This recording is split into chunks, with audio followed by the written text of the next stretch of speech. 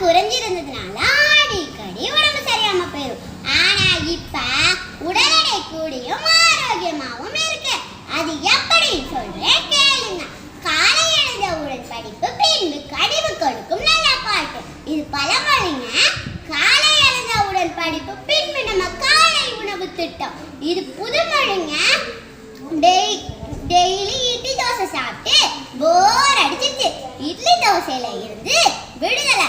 திங்கள் புதன் வெள்ளை விளையாடுன வெண்பொங்கல் காய்கறி சாம்பார். செவ்வாய்க்கிழமை செம்மையான சேமியா காய்கறி சாம்பார்.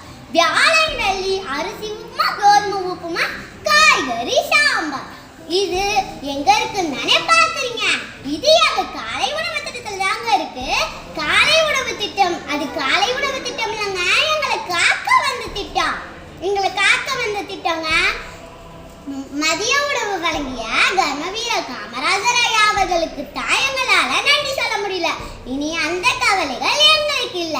காலை உணவு வழங்கிய முதலமைச்சர் மு.க. ஸ்டாலின் ஐயாவுக்கு தமிழ்நாட்டில் இருக்கிற அனைத்து குழந்தைகள் சார்பில்